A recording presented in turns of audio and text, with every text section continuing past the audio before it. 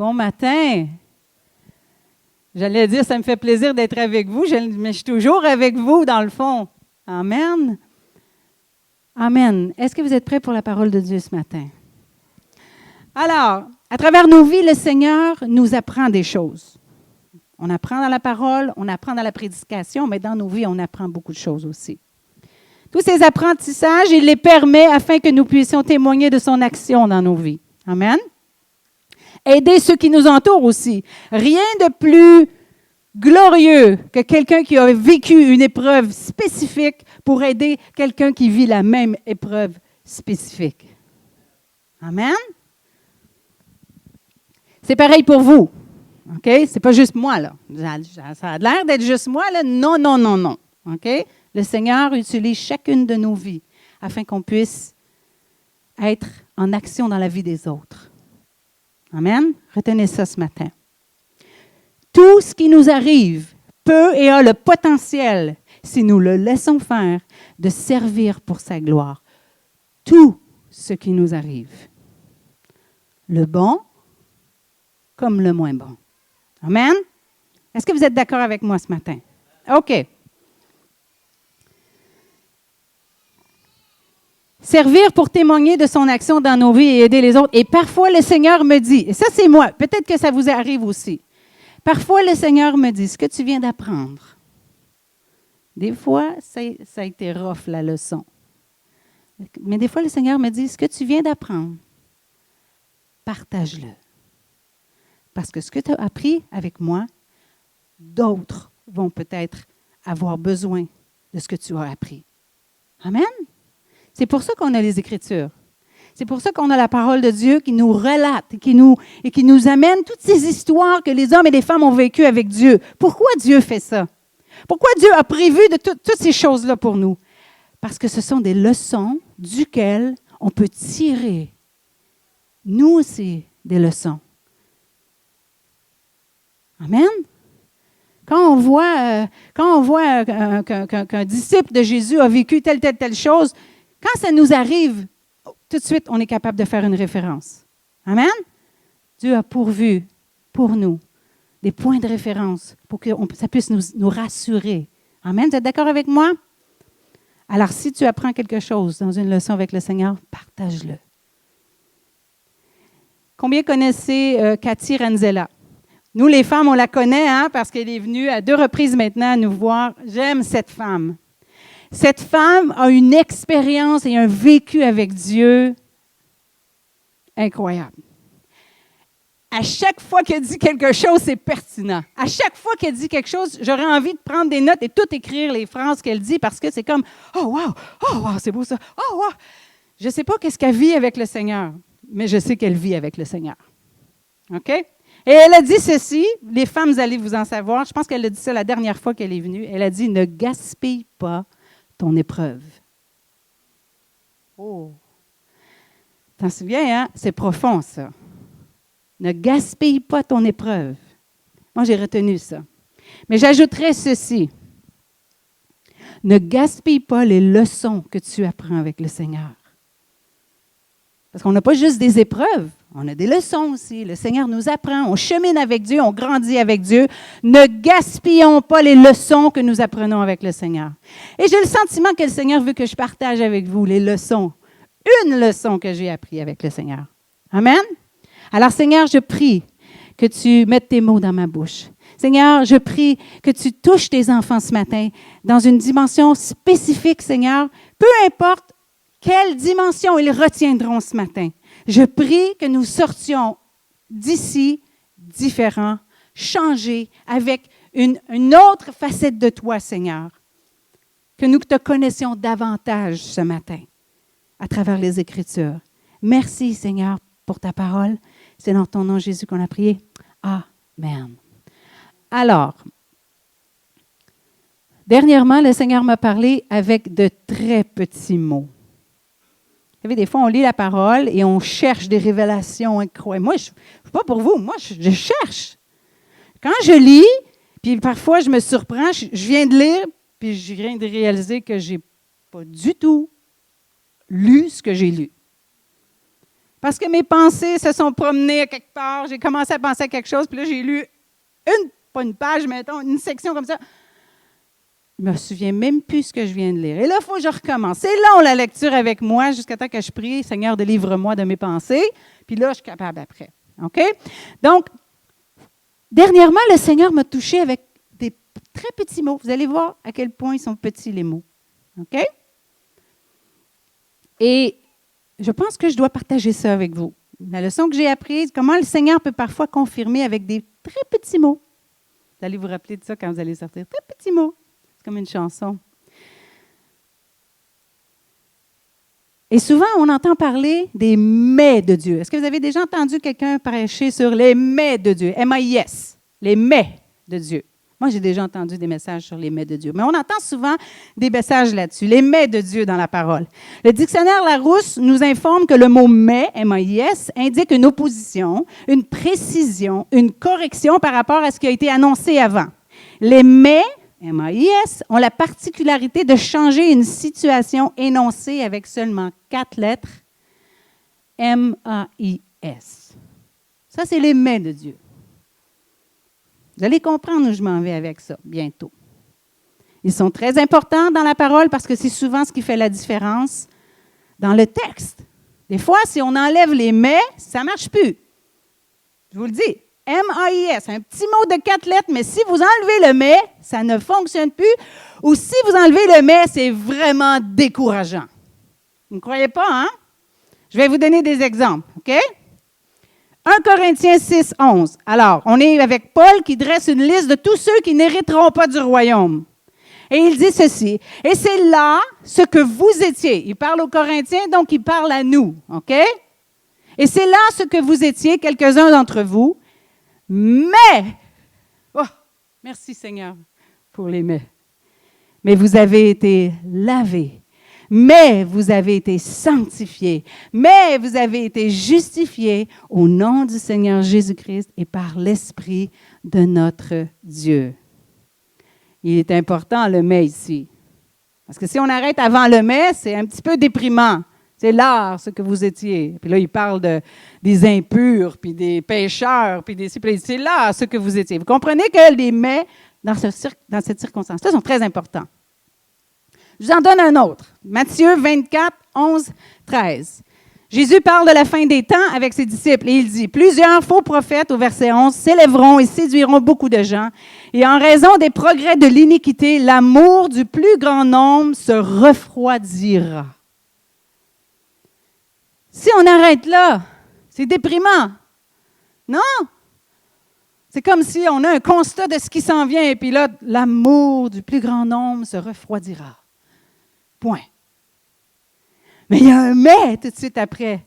Mais celui qui persévérera jusqu'à la fin sera sauvé. Alors, les mais sont importants. Les petits mots dans la parole sont importants. En tout cas, pour moi. Un dernier, Acte 13, 29-30, Paul est à Antioche et il parle de Jésus dans la synagogue. Alors, il est entouré de Juifs, il parle dans la synagogue et il raconte l'histoire de Jésus. Il part du début jusqu'à la fin, puis il raconte l'histoire de Jésus. Et au verset 29, il dit, « Après avoir accompli tout ce qui a été écrit à son sujet, ils l'ont descendu de la croix et ils l'ont déposé dans un tombeau. » Point. Mais Dieu l'a ressuscité. Amen. Alléluia pour les mais. Amen. Maintenant, est-ce que vous savez combien il y a de mais dans la parole? Je les ai comptés. Non. Non, je ne les ai pas comptés, OK? Je ne suis pas si folle que ça, là. Reprenez vos esprits, là, reconsidérez-moi, s'il vous plaît. Non, je ne les ai pas comptés. Mais il y a un moteur de recherche qui l'a fait pour moi. Savez-vous combien il y a de mais dans la parole? 2552 mais. Là, maintenant, à chaque fois que vous allez lire votre Bible, vous allez voir tous les mais. Amen. Alléluia. 2552 mais dans la parole, dont 1126 dans le Nouveau Testament. Certains n'ont aucun impact. Certains, c'est des mets très ordinaires. Mais il y en a d'autres qui font toute la différence, comme dans les textes qu'on vient de regarder. Alors, ne sautez jamais un mais, parce que vous pouvez partir avec une théologie complètement différente si vous sautez des petits mots. OK? Mais il y a un autre petit mot très important dans la parole, encore plus petit. Et c'est « et ». E-T. Et. Savez-vous combien il y en a dans la parole? Voulez-vous savoir combien il y a de « et » dans la parole? Il y en a 10 000! Là, si vous le mettez à les compter, si vous dites « moi, je vais vérifier », c'est correct, vous pouvez vérifier, vous pouvez les compter un à un. Ça se peut que ça ne balance pas avec moi, mais ce n'est pas de ma faute, c'est le moteur de recherche qui m'a dit qu'il y en avait 10 000. OK? Donc, si vous prenez sur vous de compter les « et » dans la parole, E-T, puis qu'il y en a 10 132, c'est correct aussi. Mais le moteur de recherche me dit qu'il y en a 10 000. J'ai trouvé la précision assez intéressante. Pourquoi pas 10 002? Fait que je ne sais pas si c'est juste, mais ça nous donne une bonne idée de combien il y a de « et » dans la parole. Donc, ne sautez jamais les « et » non plus. C'est important. D'accord? Donc, 10 000 dans la parole et dans le Nouveau Testament seulement, 4 967. Est-ce que vous remarquez quelque chose avec moi? On n'est pas loin d'en avoir kiff, là. Quand tu as 4 967 et dans le Nouveau Testament, il en reste combien?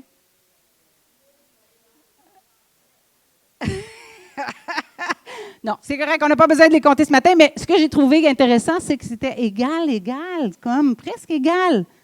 Mais ce n'est pas important, hein? C'est juste mon intro, là.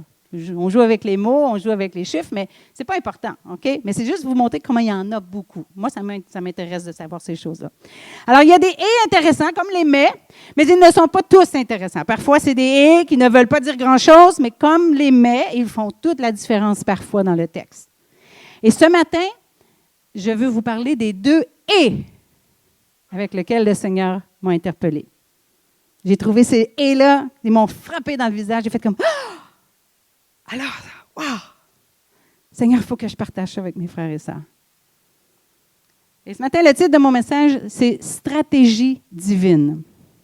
Combien croyez avec moi? Moi, je crois ça.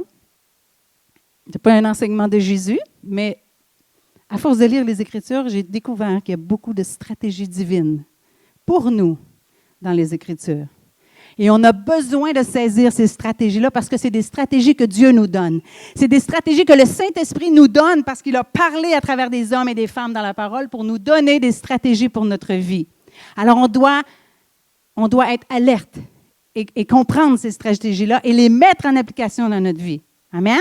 Alors, je vous parle de 2 « et » ce matin qui m'ont interpellé. Alors, on va lire le texte ce matin que je veux qu'on se concentre dessus.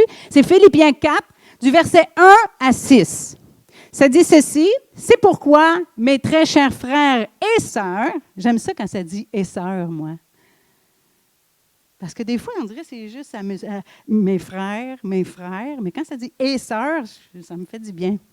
En tout cas, « Mes très chers frères et sœurs, que je désire tant revoir, vous qui êtes ma joie et ma couronne, tenez ferme dans le Seigneur, mes bien-aimés. » C'est Paul qui parle aux Philippiens. « J'encourage Évodie et Syntyche. » Combien sont contents que Syntyche n'est pas revenu dans les prénoms? Oh non, c'est une blague. OK. J'encourage Évodie et Syntyche à vivre en plein accord dans le Seigneur. Toi aussi, mon frère collègue, j'espérais que Denis soit là parce que Denis dit toujours mon très cher collègue. Il n'est pas là ce matin. Non, il n'est pas là ce matin. En tout cas, je t'ai rendu où là? Toi aussi, mon fidèle collègue, je te demande de les aider, elles qui ont combattu pour l'Évangile avec moi, ainsi qu'avec Clément et mes autres collaborateurs, dont le nom figure dans le livre de vie. Verset 4. Réjouissez-vous toujours dans le Seigneur. Je le répète, réjouissez-vous. Que votre douceur soit connue de tous les hommes. Le Seigneur est proche. Ne vous inquiétez de rien, mais en toute chose, faites connaître vos besoins à Dieu par des prières et des supplications dans une attitude de reconnaissance. Amen? On arrête ici pour l'instant. Déjà, ce qui est intéressant de constater avec ce texte-là, c'est qu'on dirait que ça commence avec un conflit. Je ne sais pas si vous avez remarqué. Avez-vous remarqué? Au verset 2, ça dit « j'encourage Évodie et Saint-Tiche à vivre en plein accord dans le Seigneur. D'après moi, il y avait de la chicane. Je ne sais pas si vous le comprenez comme moi, mais d'après moi, il y avait de la chicane. Puis là, il demande à son fidèle collègue de les aider à régler probablement leur conflit. Moi, ce que je trouve qui est très encourageant avec un texte comme ça, c'est qu'on réalise que dans le temps de la première Église, il y en avait aussi des conflits. Parce que c'est des frères et sœurs comme nous, des humains comme nous, et il y en avait, et Paul devait régler des conflits aussi. Ça m'a encouragé, moi, ce petit verset-là. On n'est pas tout seul à avoir des conflits des fois. Il y en avait dans le temps aussi. Il fallait les gérer. Amen. Ensuite, au verset 3, il donne 3 recommandations, et c'est ici que je veux qu'on s'attarde ce matin. OK? Le reste, c'est bien, mais là, je veux qu'on se concentre plus sur ces versets-là ce matin. Il donne 3 recommandations. Réjouissez-vous toujours dans le Seigneur, et il le répète, il dit « Je le répète, réjouissez-vous ». Que votre douceur soit connue de tous les hommes. Le Seigneur est proche. Ne vous inquiétez de rien, mais en toute chose, faites connaître vos besoins à Dieu par des prières, des supplications et dans une attitude de reconnaissance. C'est vraiment le texte central que je veux qu'on se concentre ce matin. Donc, numéro 1, réjouissez-vous toujours dans le Seigneur, et il le répète. Ça doit être important. Ensuite, que votre douceur soit connue de tous les hommes, le Seigneur est proche. Ça va tout ensemble. Ne vous inquiétez de rien. 3 choses. Combien est d'accord avec moi? En tout cas, au moins 2 de ces choses-là, c'est presque impossible. Voyons. Réjouissez-vous toujours dans le Seigneur. Pourquoi tu nous dis ça? C'est impossible. Impossible d'être toujours... En tout cas, pour moi, celui-là, il est très, très, très difficile. Et ne vous inquiétez de rien.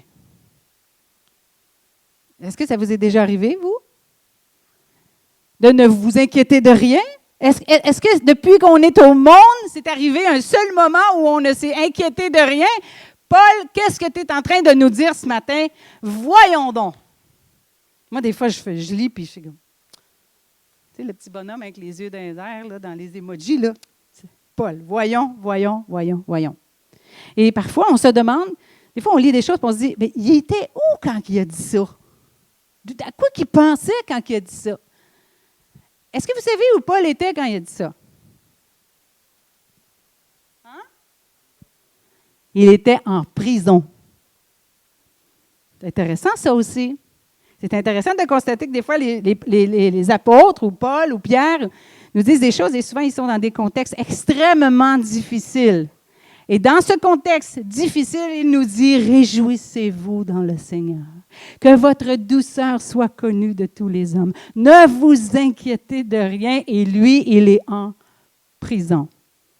Et je peux m'imaginer que les prisons de ce temps-là n'étaient pas les prisons comme on a aujourd'hui. C'est intéressant. Parfois, les Écritures nous amènent dans des dimensions, frères et sœurs, où on fait comme...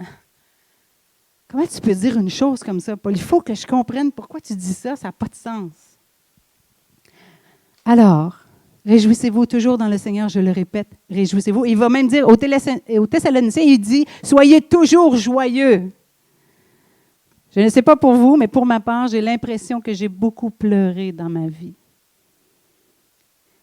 Et j'ai été très souvent désespérée dans ma vie. Alors, quand je lis ça, je ne comprends pas moi non plus. Alors, vous voyez, on n'est pas tout seul. Quand vous ne comprenez pas quelque chose, dites-vous qu'il y a quelqu'un d'autre qui ne l'a pas compris non plus. Que votre douceur soit connue de tous les hommes.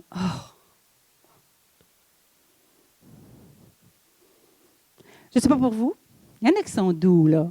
Il y a où Jacinthe? Jacinthe, es-tu là ce matin? Elle n'est pas là. Il y en a qui sont doux, là. Jacinthe est douce. Je suis sûre qu'elle se fâche des fois, par exemple. Mais elle est douce.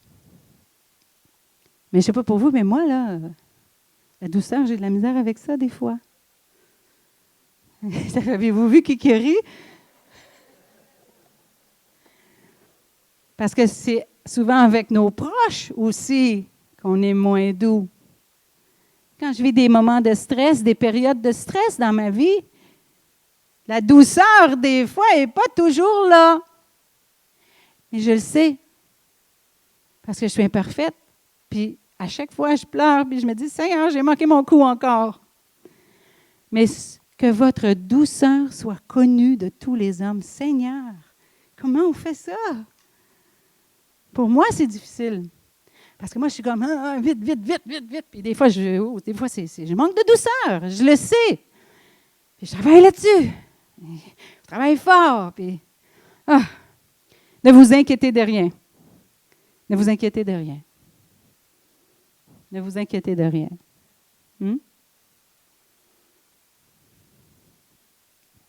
Moi, ça ne m'arrive pas toujours de ne pas m'inquiéter de rien. Je ne sais pas pour vous. Donc, ce message-là, pour ce matin, le message va être pour moi. OK? Si vous n'êtes pas concerné, dites-vous que je prêche pour moi. OK? Si vous êtes concerné un peu, bien, prenez ce qui vous appartient. Mais moi, je prêche pour moi. C'est une leçon que le Seigneur m'a donnée. Alors, ça fait plus de 35 ans maintenant que je connais le Seigneur. Je dis tout le temps 30 ans, puis là, j'ai comme calculé cette semaine. Je me dis, OK, il faut que je change de chiffre parce que les années avancent, puis ça fait plus de temps que ça maintenant. Tu es plus vieille maintenant, ça fait plus de temps. Donc, ça fait plus de 35 ans, parce que je ne vais pas vous donner le chiffre exact, que je connais le Seigneur. Et la vie avec le Seigneur, frères et sœurs, ce n'est pas statique. Hein? C'est pas, on a accepté le Seigneur, tout est réglé, on est parfait, bingo, on attend l'éternité, on est prêt. Non. Non. Toute notre marche avec le Seigneur, on la vit à tous les jours et on mature et on grandit. Ce n'est pas statique, ça n'a pas été réglé au moment où on a été sauvé. Ça va être réglé quand on va être avec lui dans les cieux. Mais ça n'a pas tout été réglé. Et donc, il y a plein de choses qu'on vit à tous les jours, qu'on doit apprendre. On doit avoir ces leçons-là du Seigneur. On doit apprendre du Seigneur à marcher avec lui. Et pourquoi? Parce que je pense que l'ennemi de nos âmes, il se plaît à nous amener dans des états de tristesse, dans des états de stress et dans des états d'inquiétude. Hein? Les trois choses que Paul dit, soyez toujours joyeux, l'ennemi nous amène souvent dans la tristesse. Parce qu'il sait que c'est une force d'être toujours joyeux. Plein de douceur. Alors, avec moi, il sait que s'il me stresse comme il faut, ça se peut que je manque de douceur. Et il va me faire échouer dans ça. Et les inquiétudes, je pense qu'on en a toutes dans notre petite poche en arrière. Ça mouille les inquiétudes. Ça mouille les inquiétudes. Je pense que c'est les trois champs d'expertise de l'ennemi. La tristesse, le stress et les inquiétudes. Retenez ça ce matin. OK? Parce que la tristesse enlève la joie, le stress de la vie enlève la douceur, les inquiétudes, elles, nous empêchent de nous abandonner complètement au Seigneur. Je m'abandonne, mais j'ai de la misère quand je suis pleine d'inquiétude à m'abandonner. Mais on l'a chanté ce matin. Je m'abandonne, Seigneur. Laisse mes inquiétudes, Seigneur. C'est donc le jeu de l'ennemi de nous garder là, afin que rien de bon ne puisse sortir de nous. Tristesse, stress de la vie et inquiétude. Quand nous sommes enveloppés, absorbés par notre état, et parfois c'est long sortir de ces états-là. Parfois, il y a des tristesses, c'est long de sortir de ces tristesses-là. Parfois, il y a des stress, c'est long avant qu'on soit plus stressé. Les inquiétudes, c'est long des fois. L'ennemi veut nous garder là. Parce que quand on est enveloppé, quand on est absorbé par ça, le temps que nous passons à gérer ces trois choses-là, c'est du temps perdu. Parce qu'on n'est pas fructueux pour Dieu à ce moment-là. Si j'ai la tristesse dans l'âme, je ne suis pas capable de rien faire d'autre. Je suis dans la tristesse. Je suis stressée, là, puis vite. Bien là, je bouscule mes frères, je bouscule mes sœurs, je bouscule mon conjoint. Vite, ça ne marche pas. Hein? Oui, amen, oui. Je ne fais rien de bon dans sa vie quand je fais ça. Quand je suis stressée, puis je n'ai pas de douceur, je ne fais rien de bon. Je ne fais rien de bon dans vos vies non plus. L'ennemi peut nous amener dans des périodes de stress intense. Même chose pour les inquiétudes. Quand j'ai plein d'inquiétudes, je n'ai pas la paix. Je suis neutralisée quand je suis dans l'inquiétude. Alors, l'ennemi le sait et l'ennemi veut nous garder là, frères et sœurs. Vous êtes d'accord avec moi? Vous êtes là ce matin, il fait chaud, je le sais. Regardez-moi, vous allez voir qu'il fait chaud si vous ne l'avez pas ressenti. Restez avec moi.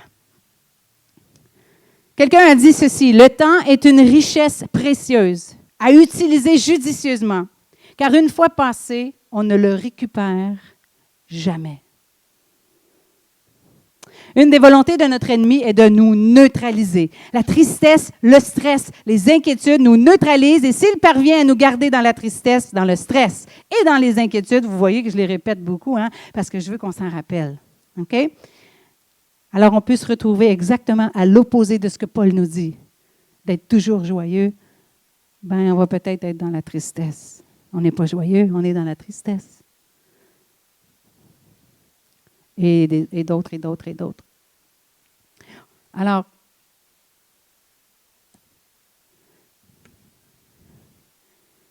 je crois aussi que quand on est dans ces états d'âme-là, frères et sœurs, on n'arrive à rien faire de bon.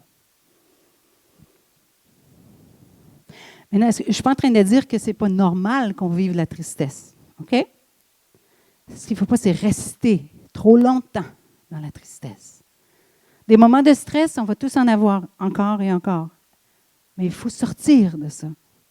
Des inquiétudes, on en a, frères et sœurs. On va toujours en avoir. Mais il ne faut pas rester dans nos inquiétudes. OK? Je ne suis pas en train de banaliser ça et de dire qu'on ne doit pas vivre ces choses-là, là. Pas du tout. Mais il faut s'en sortir rapidement, par contre. Et on va regarder ça ensemble. Parce que sinon, on n'avance pas. On a un impact négatif sur ceux qui nous entourent avec notre manque de douceur. On ne fait rien de bon pour son royaume, on est neutralisé par son ennemi. Et ce matin, je vais faire quelque chose, je vous avertis d'avance, je vais prendre un verset hors contexte, OK? Donc, c'est un verset qui n'a pas rapport pantoute avec ce que je dis ce matin, mais j'ai été frappée par quelque chose dans ce texte-là, puis je veux le partager avec vous parce que ça va en lien un peu avec ce que je dis ce matin. Donc, je prends un texte qui est dans 2 Timothée 2, 26. C'est Paul qui parle à Timothée et il parle concernant les serviteurs de Dieu. Il dit à Timothée, dans le fond, il donne des recommandations à Timothée. Il dit, celui qui conduit doit redresser avec douceur les contradicteurs. Retenez rien de ce que je dis là, OK? Parce que ça, ce n'est pas le contexte. Dans l'espoir que Dieu leur donnera la repentance pour arriver à la connaissance de la vérité, pour revenir à leur bon sens. Il y a un « et » ici. Et pour se dégager des pièges du diable qui les a capturés afin de les soumettre à sa volonté. C'est juste ce bout-là que je veux qu'on retienne ce matin, parce que je me suis dit, OK, c'est pas le même contexte, mais par contre, si Paul en parle là, c'est pas parce que c'est arrivé dans ce contexte-là que ça ne peut pas arriver dans les autres contextes. Et moi, je crois qu'on peut être capturé par l'ennemi quand on est dans nos inquiétudes. Quand on reste dans nos inquiétudes, quand on reste dans le stress, quand on reste dans la tristesse à outrance, on peut être capturé par l'ennemi. Parce que s'il le fait dans cette circonstance-là, il peut le faire dans d'autres circonstances aussi. Nous capturer, tomber dans le piège de l'ennemi afin de se soumettre à sa volonté. Et ce que je veux dire par là, c'est que quand on est dans ces états-là, on n'est plus fonctionnel pour Dieu. Et là, on peut partir puis avoir toutes sortes de pensées négatives, toutes sortes de choses quand on est dans la tristesse à outrance, quand on est dans les inquiétudes. On peut penser à toutes sortes de choses qui nous éloignent de ce qu'on a à faire pour le Seigneur, puis qui nous gardent captifs dans des choses qui sont inutiles pour Dieu. Je crois que nos stress, nos tristesses, nos stress, nos inquiétudes, avec cela, l'ennemi peut capturer nos âmes. Et sans trop s'en rendre compte qu'on puisse être soumis à sa volonté, si on reste dans ces états-là. Arriver à rien faire de bon dans notre marche et notre service pour Dieu. Il nous neutralise dans ces moments-là. Sérieux, là? On est neutralisé quand on est dans une tristesse profonde. On ne peut plus rien faire. Avez-vous remarqué? C'est comme, on ne peut plus rien faire. On doit passer à travers cette tristesse-là avant de faire quoi que ce soit d'autre, parce que tout est teinté par cette tristesse-là. Quand on est inquiété, là, quand quelque chose nous inquiète, un enfant qui nous inquiète, on n'est pas fonctionnel. On pense tout le temps à ça. C'est comme notre vie en fonction de ça. C'est comme, ça c'est à outrance, mais c'est ça pareil. On est neutralisé, on ne peut plus rien faire. Et vous savez quoi? Même si ça fait 35 ans que je connais le Seigneur, toutes ces situations-là, je les vis encore, là. Je les vis de façon courante. Mais le Seigneur m'a appris quelque chose à travers ça. Et j'ai vécu une période d'inquiétude extrêmement intense, à tel point, frères et sœurs, que j'avais des nausées. Des inquiétudes tellement fortes que j'en avais des nausées. Et il y a une sœur, je rencontre une sœur dans le Seigneur qui est mon mentor et elle m'a dit, OK, that's too much. Elle dit, ça c'est trop. Tu dois aller chercher pourquoi tu es inquiète comme ça. Tu dois demander au Seigneur pourquoi tu es inquiète comme ça. Parce que c'est trop. J'avais mal en dedans. J'avais des nausées, frères et sœurs. Alors, ça nous arrive à tous. Mais le Seigneur sait que si nous restons dans ces états d'âme-là, nous n'allons rien faire de bon. Alors, qu'est-ce que Paul semble nous demander d'impossible? Pourquoi on dirait que Paul nous demande quelque chose d'impossible? Paul ne fait pas seulement nous dire ces choses, il nous donne une clé pour sortir de notre tristesse, sortir de nos stress, sortir de nos inquiétudes. Et on le trouve au verset 6. Mais, en toute chose, faites connaître vos besoins à Dieu. Par des prières, par des supplications, dans une attitude de reconnaissance. En toute chose, faites connaître vos besoins à Dieu. Et vous savez, frères et sœurs, je crois dans la fraternité. Je crois qu'on peut se soutenir les uns les autres. Les unes parce que je suis une femme, là, mais les uns les autres. Mais il n'y a rien et personne ne peut nous sortir de ces dimensions-là dans nos vies autant que Dieu. Et avec une réelle action dans nos vies que Dieu. Seulement Dieu peut vraiment te sortir de ta tristesse profonde. Seulement Dieu peut vraiment te sortir de tes stress intenses, de tes inquiétudes intenses. Dieu peut le faire. Une amie va t'encourager, un ami va t'encourager, mais Dieu va te sortir de ces états-là. Et c'est ça que je veux qu'on comprenne ce matin. Je pense que quand on a la tristesse dans l'âme, stressé par la vie, terrassé par les inquiétudes, c'est extrêmement difficile d'avoir une attitude de reconnaissance, comme Paul le dit. Mais Paul nous dit de le faire avec une attitude de reconnaissance. Et parfois, tu l'as mentionné tantôt, Normand, parfois, il faut, comment je pourrais dire, il faut passer par-dessus notre raisonnement humain. Comment je fais pour être dans une attitude de reconnaissance lorsque je vais exposer mes besoins à Dieu alors que je souffre? Comment je fais pour être dans une attitude de reconnaissance? Je souffre. Seigneur, Seigneur, Seigneur, mon besoin, mon besoin, mon besoin, mon besoin. L'attitude de reconnaissance, ce que je pense que c'est Seigneur, je sais que tu es souverain, que tu connais toutes choses. Tu m'as sauvé, tu m'as délivré, tu m'as changé. Mais Seigneur, je souffre. Mais je sais, Seigneur, que tu connais toutes choses, mais je souffre, Seigneur. Ça, c'est du domaine de la supplication. Oh!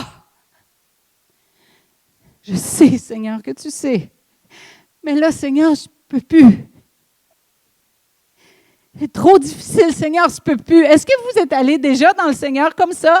Oh, Seigneur, ça c'est, je ne peux plus faire quelque chose, je t'en supplie. Je sais que tu m'aimes. Je sais, Seigneur, que tu es là, que tu attends. Mais Seigneur, j'en peux plus.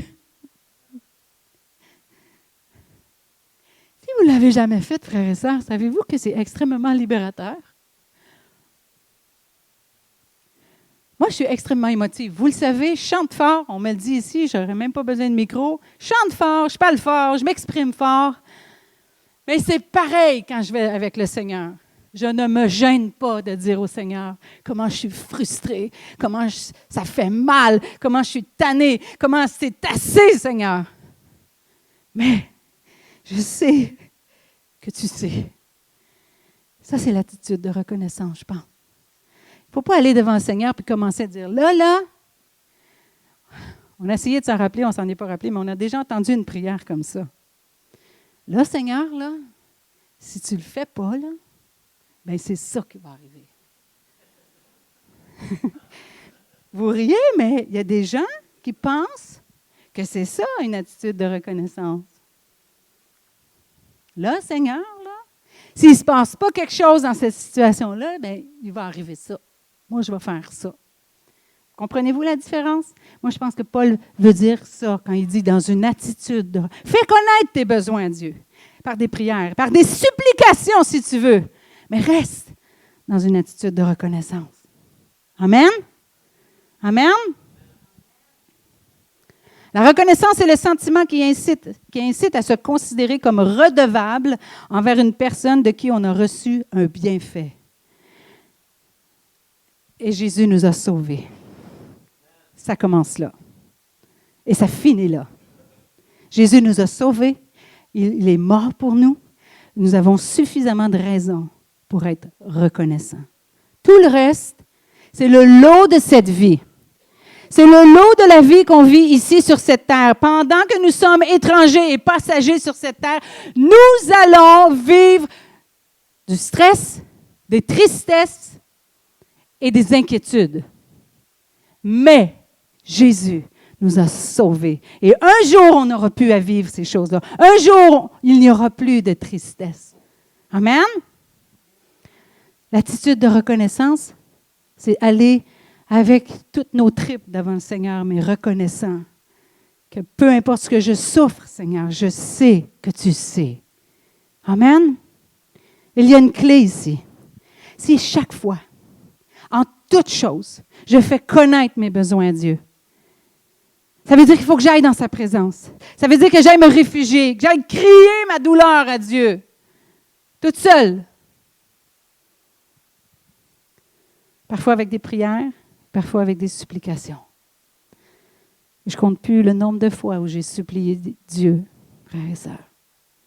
Même une fois, j'ai dit, Seigneur, attendez, j'ai dit, Seigneur! Non, mais je vais vous mettre dans le contexte, OK? Je ne suis pas en train de le vivre, là, OK? Mais je suis capable d'être actrice, OK? Regardez bien. Seigneur, je t'en supplie! J'en peux plus, Seigneur! Fais quelque chose, s'il te plaît! J'en peux plus, Seigneur! J'ai besoin que tu fasses quelque chose, Seigneur, parce que j'en peux plus, Seigneur! Moi, je prie comme ça avec Dieu. Je ne me tape pas dans le dos, là. Je veux juste être moi-même avec Dieu.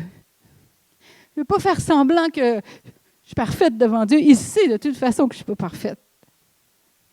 Alors, quand je vais devant Dieu, frères et sœurs, c'est comme ça que j'y vais des fois. Mais pas toujours, parce que je n'ai pas toujours des choses comme ça que je vis. Mais j'y vais comme ça. Je ne vais pas comme, il faut que j'aille bien coiffée, il faut que j'aille bien habillée, parce qu'il faut que Dieu m'aime, puis il faut que je parle doucement. Frères et sœurs, Dieu nous connaît. Hein, Joanna?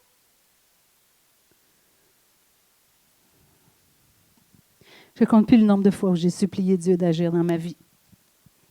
Pourtant, ça fait 35 ans que je connais le Seigneur et plus. Chaque fois que je suis allée avec lui, vers lui, avec des supplications, il s'est passé quelque chose, frères et sœurs. C'est là que je vais aller. Chaque fois que je suis allée vers lui, avec des supplications, il s'est passé quelque chose. Mais en toute chose, faites connaître quoi? Vos besoins à Dieu. Quand? En toute chose. En toute chose, frères et sœurs, c'est tout. Tout ce qui te rend triste, tout ce qui te stresse, tout ce qui te donne des inquiétudes, va donner et annoncer et dire au Seigneur tout ce que tu vis. Vraiment comment tu les vis aussi. dire les vrais mots. Est-ce que nous le faisons toujours? Vous savez, des fois, je pense qu'on passe plus de temps à dire ce qu'on vit à nos frères et nos sœurs qu'à Dieu. Non? Moi, je pense qu'on gagnerait beaucoup de temps, des fois, si on allait tout de suite au Seigneur. Et c'est un réflexe qui se prend, hein, qui s'attrape à un moment donné. À le faire, à un moment donné, ça devient un réflexe. À chaque fois que quelque chose me stresse, Seigneur, là, je suis stressée. Mais je veux rester douce. Je t'en supplie, Seigneur, il faut que tu m'enlèves ce stress-là. Parce que mes frères et sœurs, mon conjoint, ma fille, sont plus importants que les stress que je vis. Si chaque fois on va dans la présence de Dieu, si chaque fois on pogne le réflexe, c'est-à-dire pas aller appeler ma tante Juliette, puis pas appeler Chantal, puis pas appeler Georges, puis non, aller dans la présence de Dieu pour lui parler, puis lui dire, Seigneur, il y a juste toi qui peux me sortir de là vite. Parce que Paul dit, et c'est là le premier « et » que j'ai remarqué, au verset 7. Il vient juste de dire, ne vous inquiétez de rien, mais en toute chose, faites connaître vos besoins à Dieu par des prières et des supplications, avec une attitude de reconnaissance, et la paix de Dieu, qui surpasse tout ce que l'on peut comprendre, gardera vos cœurs et vos pensées en Jésus-Christ. On pourrait changer « et le remplacer par « alors ». Si vous faites ça, Paul, il sait, il est en prison. Il l'expérimente. Il le sait. Ses inquiétudes, il y en a, là. Mais il sait que s'il va dans la présence de Dieu et qu'il prie et qu'il supplie Dieu, la paix de Dieu qui surpasse toute intelligence va prendre place. Et c'est ce qui doit arriver le plus vite possible, frères et sœurs. Si on ne veut pas rester neutralisé, si on ne veut pas rester lié par ce qu'on vit, tout de suite, on doit aller dans la présence de Dieu. Tout de suite, on doit aller chercher refuge. Et alors, la paix de Dieu qui surpasse et qui dépasse tout ce que l'on peut comprendre, gardera vos cœurs et vos pensées en Jésus-Christ. C'est important cette phrase-là ici. Lorsque nous allons devant lui dans la prière, par des supplications, il répond. Et vous savez quoi? La situation, parfois, ne change même pas. La situation ne changera pas. Ce qui va changer, c'est ton état d'âme. Des fois, je vais dans la présence de Dieu, je supplie, il n'y a rien qui change. Mais moi, j'ai changé quand je sors de la présence de Dieu. Mon état d'âme a changé. Je ne suis plus dans la tristesse. Je ne suis plus dans les inquiétudes. Je ne suis plus dans le stress parce qu'il a changé mon état d'âme.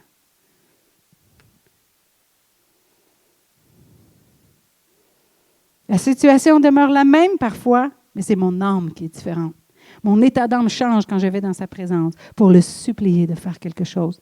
Et Dieu répond, frères et sœurs. C'est sûr que si je vais dans la présence de Dieu et je prie intellectuellement, Seigneur, j'ai besoin de ci, de ça, de ci, Amen. Bon, Seigneur fait peut-être la même chose. Amen. Non, je blague, là. Mais vous comprenez comment on serait, nous, si quelqu'un nous ferait des demandes? Puis là, José, juste te dire, j'aurais besoin d'un auto neuve le plus vite possible. Merci. Merci, José. José, si je n'ai pas d'auto, là, Seigneur, je perds ma job parce que je ne peux pas travailler. Je t'en supplie, Seigneur, fais quelque chose. S'il te plaît, fais quelque chose.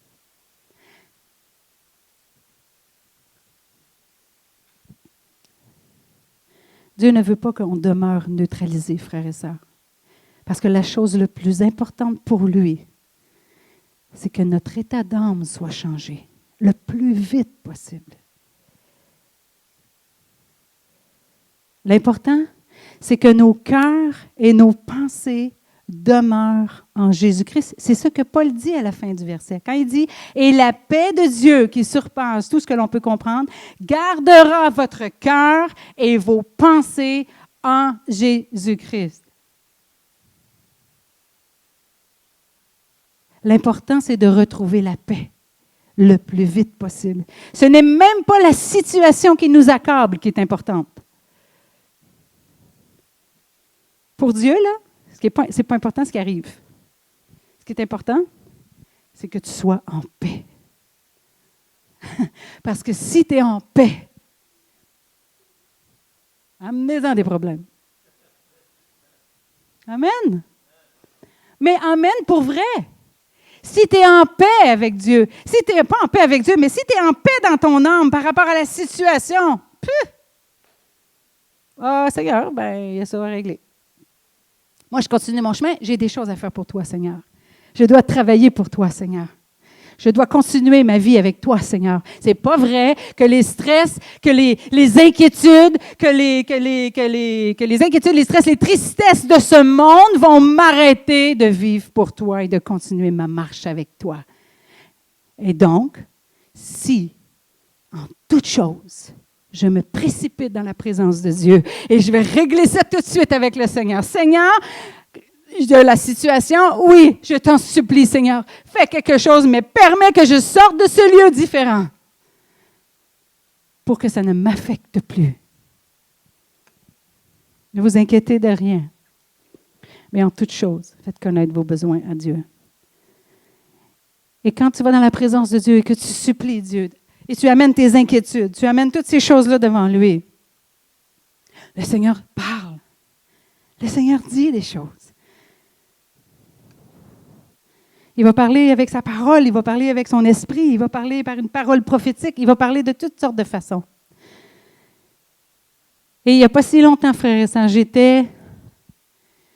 quand mon ami, ma soeur dans le Seigneur me dit, OK, il faut que tu ailles checker ça. C'est too much, c'est trop d'inquiétude, ça t'affecte trop. J'en étais malade. Je vous dis là, j'avais mal au cœur. Tellement que j'étais inquiète. Et je suis allée dans la présence de Dieu. J'ai dit, OK, je vais aller voir. Je suis allée dans la présence de Dieu et j'ai dit, Seigneur, tu dois enlever ces inquiétudes-là dans mon âme. Parce que ça m'empêche d'avancer. Ça m'empêche d'espérer. Ça m'empêche de penser à d'autres choses. Parce que je n'arrête pas de penser à ça. Et le Seigneur m'a dit, je vais vous lire le texte que le Seigneur m'a dit. Puis vous allez voir pourquoi je vous le partage. C'est très personnel, mais je vous le partage parce que ça est un peu en lien avec mon texte qui disait tantôt de ne pas se laisser capturer par l'ennemi, de ne pas se laisser... OK? Ésaïe 41, 10, 13 dit ceci. Et c'est le texte que le Seigneur m'a donné. Le Seigneur m'a dit, c'est les inquiétudes qui te rongent. C'est pour ça que tu es mal en dedans comme ça. C'est pour ça que ça fait mal en dedans. Tu es rongé par l'inquiétude. Et il m'a dit ceci, n'aie pas peur. N'aie pas peur, car je suis moi-même avec toi. Ne promène pas des regards inquiets, car je suis ton Dieu. Je te fortifie, je viens à ton secours, je te soutiens par ma main droite, la main de la justice. Ils seront couverts de honte et humiliés, tous ceux qui sont furieux contre toi. Est-ce que vous comprenez le lien que je fais avec le texte de tout à l'heure? Ils seront réduits à rien, ils disparaîtront, ceux qui t'intentent un procès. Qui est continuellement devant Dieu pour nous? Hein? Qui est continuellement devant Dieu en train de nous accuser? Ils seront réduits à rien et disparaîtront ceux qui t'intentent un procès. Tu auras beau les chercher, tu ne les trouveras plus. Ceux qui te combattaient, qui est l'ennemi de nos âmes, frères et sœurs? Allô? Est-ce que vous savez que vous avez un ennemi? Ah, OK. Phew.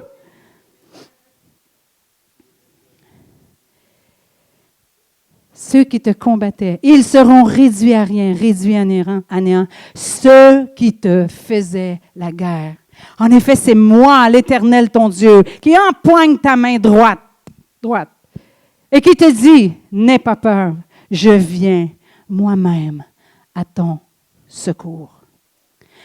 Frères et sœurs, l'ennemi de nos âmes veut nous garder dans la tristesse, veut nous garder dans le stress et dans les inquiétudes.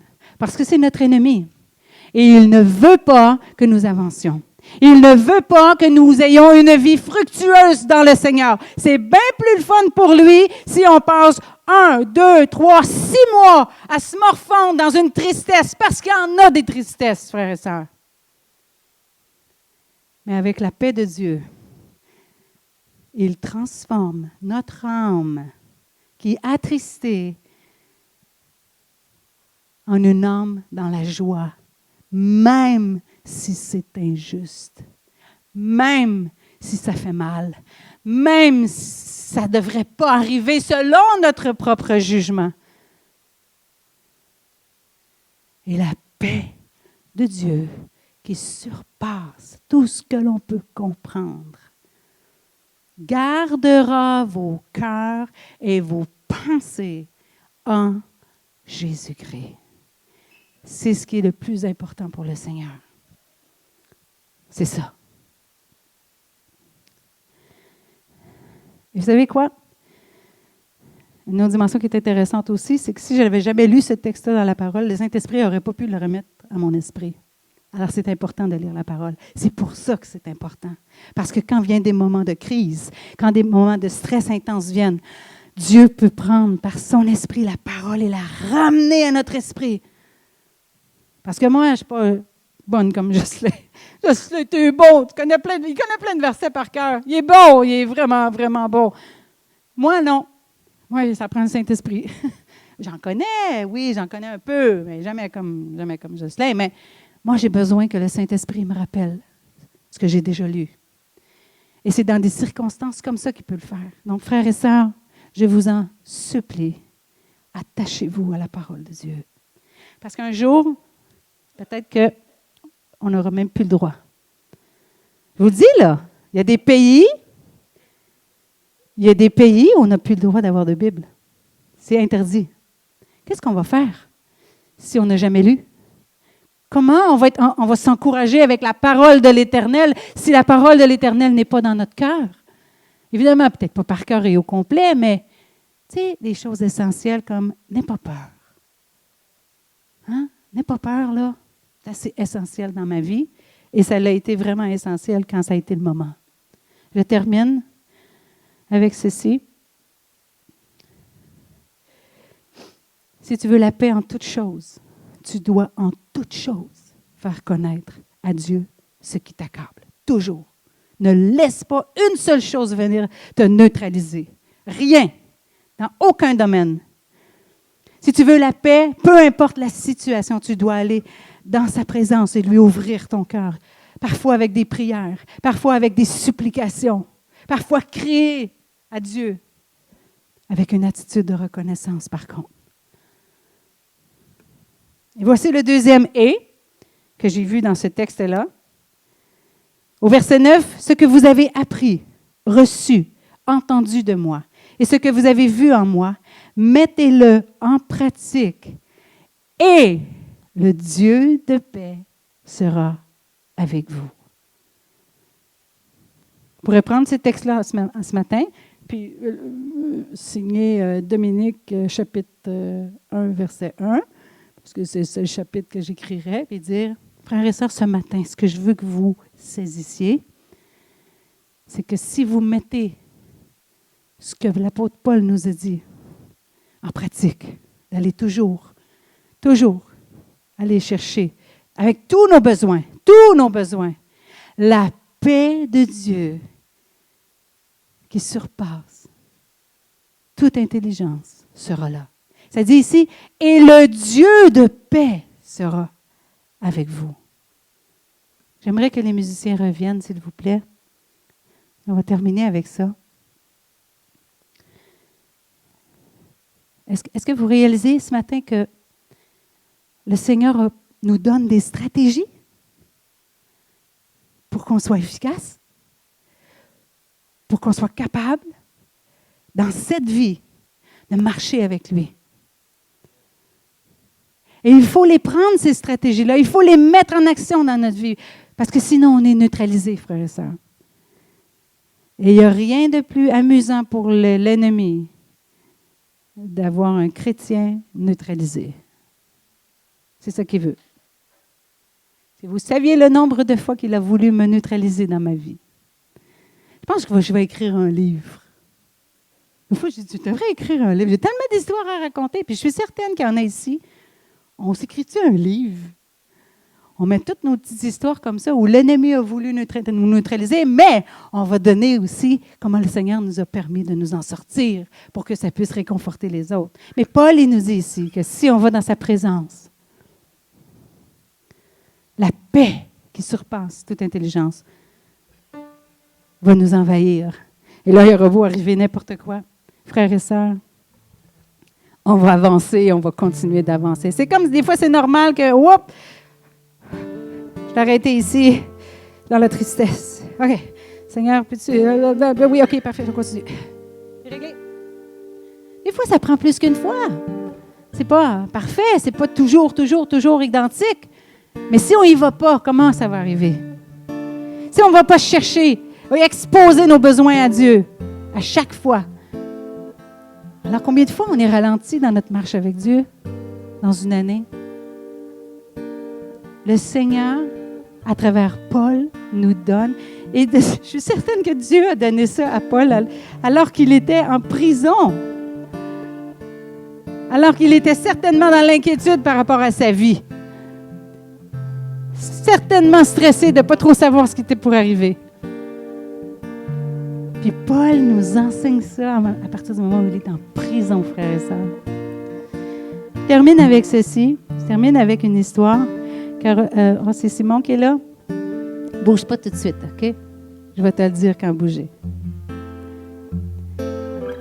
J'ai lu cette histoire-là, puis je me suis dit, tiens, on va finir ça avec ça ce matin.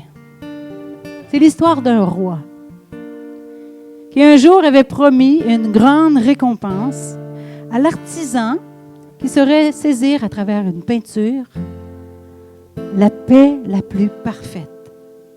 Alors, il a fait un concours. Il a proclamé nationalement un concours.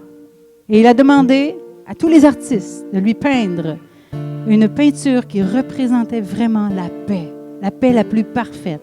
Et celui qui gagnerait allait avoir beaucoup d'argent. Beaucoup d'artistes se sont essayés. Le roi admira et il observa tous les tableaux. Mais il ne s'en trouva que 2 qui lui plaisaient vraiment. Et il lui fallut choisir entre ces 2 toiles. La première toile représentait un lac très calme, comme un parfait miroir, où se reflétaient tranquilles les montagnes environnantes. La paix. Sur ces montagnes, on voyait un ciel très bleu, avec des nuages blancs. Tous ceux qui voyaient ce tableau estimaient que vraiment, ce tableau reflétait la paix parfaite. Est-ce que vous êtes dans un état de paix en ce moment avec ma lecture? Oui, hein? C'est vrai, là. Certainement que les gens croyaient que c'était celle-là qui allait gagner. Le deuxième tableau, Simon-Pierre. Ça, c'est le deuxième tableau.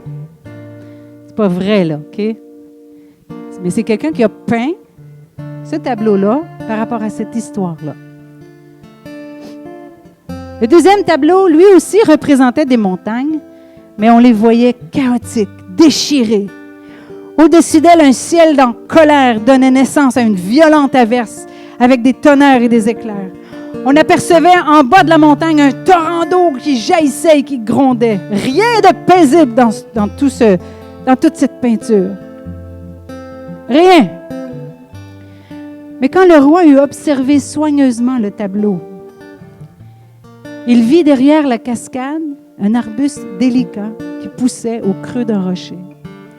Dans cet arbre, il y avait un nid. Est-ce que vous le voyez maintenant? C'est un agrandissement de la peinture que je démontre. Est-ce que vous voyez au centre le nez? Là, dans le grondement de la violente chute d'eau, un petit oiseau était tranquillement installé au milieu de son nid. La paix parfaite. Le roi choisit le deuxième tableau. Et il expliqua à ses sujets la raison de son choix.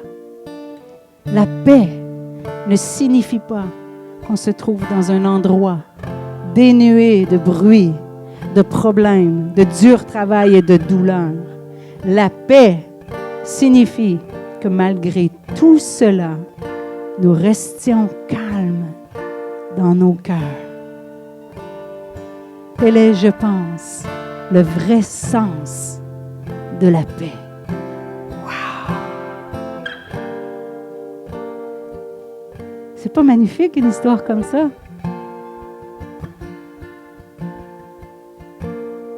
Le vrai sens de la paix, frères et sœurs. Parce qu'il va y avoir des tristesses, parce qu'il va y avoir des inquiétudes, parce qu'il y a du stress dans la vie, aujourd'hui encore plus que jamais. Le vrai sens de la paix, c'est que quand ça arrive, je cours dans la présence de Dieu et je dis, Seigneur, tu dois faire quelque chose parce que je ne veux pas rester comme ça, Seigneur. J'ai pas de temps à perdre avec mes inquiétudes. J'ai pas de temps à perdre avec la tristesse, Seigneur. Tu dois guérir mon cœur pour que je puisse continuer parce que le temps est court. Mais Paul dit, que tous les hommes reconnaissent votre douceur. Le Seigneur est proche. Moi, je l'aurais dit à toutes les phrases. Ne vous inquiétez de rien. Le Seigneur est proche. Soyez toujours dans la joie parce que le Seigneur est proche. On ne peut pas se laisser neutraliser par notre ennemi, frères et sœurs, et c'est ce qu'il veut. Et parfois, savez-vous quoi? Il faut mettre notre raisonnement humain de côté parce que ça fait mal et c'est douloureux. Mais si je reste là, je ne me ferai plus rien. Je vais attendre que ça passe. Et des fois, ça peut être long. Et pendant tout ce temps-là, il y a des âmes qui s'en vont en enfer. Pendant tout ce temps-là, il y a des choses à faire pour le royaume de Dieu, pour que l'Église de Christ avance. Mais non, on est dans nos inquiétudes, dans notre tristesse. Je ne veux pas minimiser les souffrances, frères et sœurs. Je sais ce que c'est que souffrir, parce que moi aussi, je souffre. Mais maintenant, mon réflexe, c'est que dès que ça arrive, oh non, Seigneur! Seigneur, viens guérir mon cœur. Seigneur, viens enlever ça, Seigneur. Seigneur, je ne peux pas rester dans cette situation-là parce que si je reste là, je ne fais plus rien. Je vais être bloqué. Je vais être lié par l'ennemi. Je vais être capturé par lui. Frères et sœurs, je veux vous encourager ce matin. En toute chose, faites connaître vos besoins à Dieu par des prières, par des supplications s'il le faut. Allez dans votre chambre, dans votre lieu secret avec Dieu et criez ce que vous voulez crier. Avec une attitude de reconnaissance toutefois. Dites, Seigneur, je ne comprends pas ce qui arrive. Je ne comprends rien, Seigneur. Mais je sais que tu sais. Je sais que ma vie est entre tes mains. Point final. Alors l'ennemi vient de perdre. L'ennemi perd son arme contre vous si vous décidez que vous ne vous laissez pas manipuler par les choses de cette vie. Est-ce qu'on peut se lever ensemble, frères et sœurs?